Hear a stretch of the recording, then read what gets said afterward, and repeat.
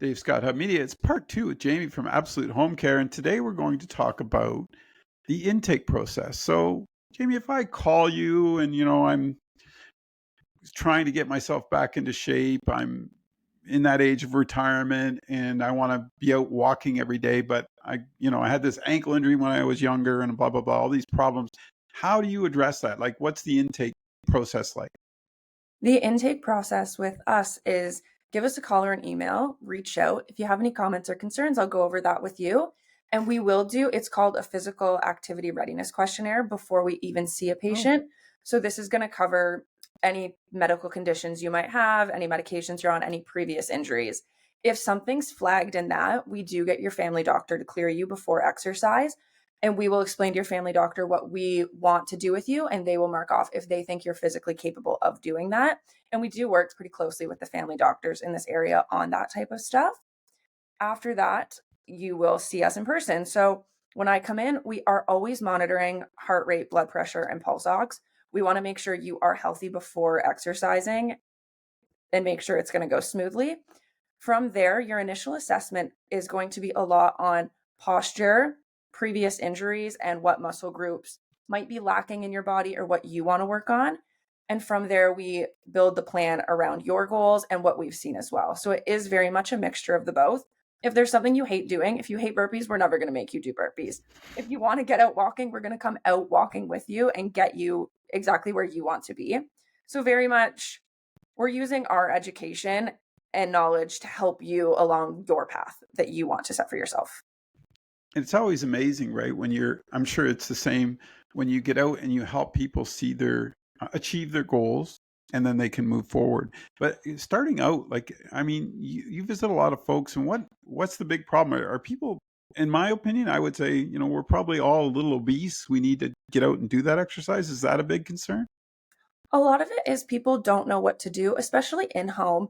When you're getting older, you don't necessarily want to leave the house all the time, or you have barriers. You don't drive anymore. You don't have anyone to take you places. It takes a lot to just get up and get ready for the day. So we come into you and show you how to make your life at home easier and how you can do all of these things within your own home. Cool. Especially, you don't want to be alone sometimes. Exercise can be scary for a lot of people. And it's nice to have someone there helping you to make sure you know what you're doing. So many people have gone to gyms and had negative times in there, which is so unfortunate because it should be a good place. But you're looking at other people, you don't know what you're doing, you feel embarrassed being there. So we're kind of taking that barrier away. You're in your home and we are solely one on one helping you achieve your goals. And can you give me some examples? Like, is there more? Are you looking to increase, obviously, flexibility, endurance, sort of get all those components working again? Can you give me a couple of cool little things you do or to help folks? Like, is there some stuff that balance, I think, is another big one, right? Balance is a very big one we work with seniors on. It's a crazy statistic, like 1 in 3 people over the age of 65 have a fall every year.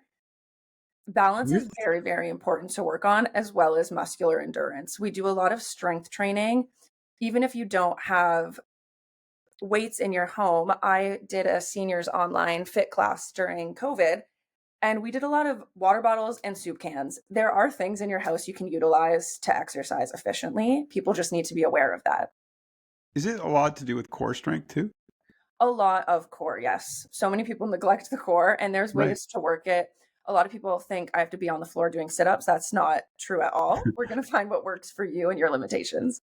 And when you put this together, so you've helped someone. You're saying, okay, here's what our routine is going to be. Here's how we're going to do it.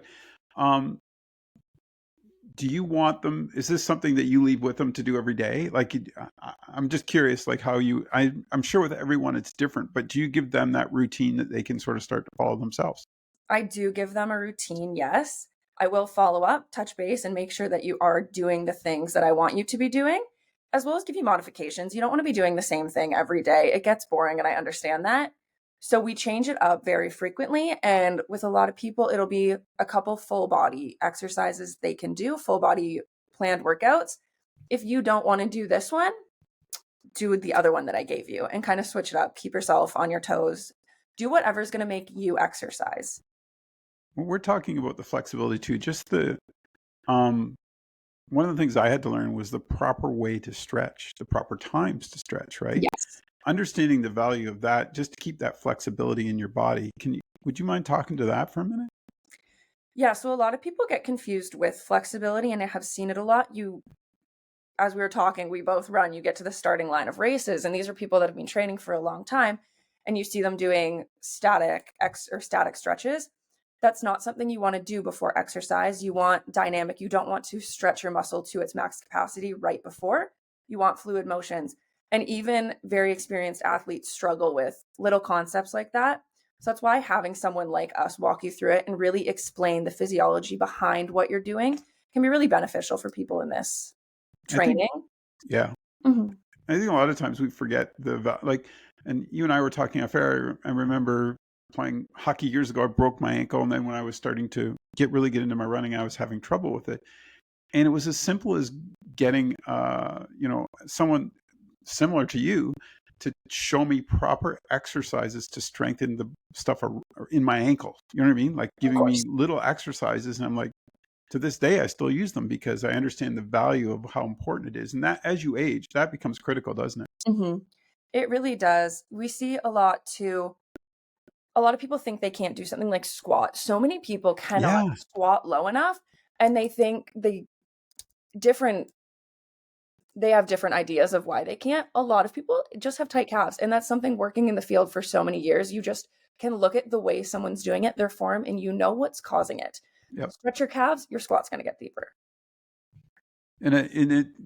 Speaking of squats, there's like easy ways, if you've got a kitchen counter, like as you age, you know what I mean? Oh, That of you can course. use as a base, right? And I think that's the other part is we don't realize, like you said in the home, we have all these little things that we can utilize to help us, stay physically fit and active. I always used to laugh at my wife's yoga mat. Now I use it all the time, Yeah. right? Safety Because is definitely a big part of what we do as well. We're never going to get you to do an exercise that we don't feel you could safely execute without us there. good point. So a lot of times people look online how to get a certain thing, and you're looking at people that might just be athletes or into fitness themselves, but they don't have any education in it. Right. What works for them won't work for you. You have different problems with your bodies, different tight muscles, different injuries in the past. So we are going to show you how to safely get you to your goal. And I know this isn't your field of expertise, but does nutrition enter the equation somewhere when you're talking to these folks or no? Nutrition is a big part. We specifically don't touch on nutrition. We would never give someone a meal plan per se, but if you do have questions about Yeah. like what carbs are good for, when you should be eating protein and all of that, we can help a little bit, but we don't specifically do meal programming. Okay. And how long, when you put together a program for somebody, how long does it last traditionally? Like, is it 12 weeks? Do you try, or do you just, because I think everybody's different that way too, but do you try and have a time frame for these folks? It's very up to the patient. Some Okay. people want to work on balance every single week and progress it week by week. So we'll go into the house every week and do it. Other people, every couple weeks, will come touch base, see how you're doing, and progress you from there. What's the biggest? I mean, you're in this field now, you've been doing it a while. What is one of the bigger things that you're seeing? Like what's, affecting older folks in their homes? Like what is a problem that you would love to be able to address to help a lot of older folks? Specifically in this area, it is just people don't want to get up and get out, and they Oh, need that extrinsic motivation to keep them going. I never Having thought someone in about your that. house really changes that. And you have the mental health aspect of it too, where people are more sad than they've ever been. And exercise really helps. I do experience a lot. You get to someone's house and the last thing they want to do is work out. They say that right when I walk in the door, like, it's nice to see you, but I wish you weren't here. I don't want to be doing this. The second we finish exercising, they're like, thank you. I feel so much better. And it's crazy the mind like set shift you have when once you finish a workout. You know what? And both of us as runners, we've both been there where it's like, I don't want to run today, right? And then you Yes. go out, and at the end of the run, you feel like $1,000,000, and you're just like, your body almost. I think it's everything kicking in your body working, right? That all of a Exactly. sudden everything going, hey, let's go, and then at the end of it, your body feels so refreshed and almost enlightened, like because you're just able to go through those things. I don't, and that's a really interesting one. Maybe some other time we'll talk about that. Just that, and maybe we'll do it right now. The mental health of it is so important, isn't it? Mental Like health just is, between you and I think that's critical. it is very important. And especially you and I are both runners, so you notice like you do hit walls a lot in that specific sport where you don't think you can keep going. You just want to stop. And some days you have to. Some days Yeah. you need to call it quits and quit halfway through a workout, but then other days you finish and you feel so much better than you ever felt. Yeah. You know your day is bad. You've had a horrible 8 hours. You come home, you go for a little run. Suddenly nothing that happened in the morning matters anymore. It's all about, and I think one of the things that I enjoy in this conversation with you is what you're trying to do is provide a person with that whole picture for their mental and physical well-being and understanding the value of who they are to get out and just enjoy, right? I don't think that's the other part of it is you and I talked about this too. We should probably have recorded our conversation off air for everybody, but just that enjoyment, right, of getting out and being able to do an activity is so critical these days for everyone. Exactly. And there is something for everyone. So many people look at exercise and they're like, I hate running. I hate lifting weights. That's not all that there is. There's so No. much, especially in this community. Norfolk has an amazing community for people.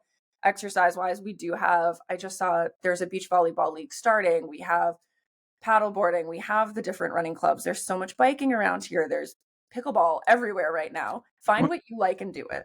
And you said even like line dancing, just get out, Yes. right?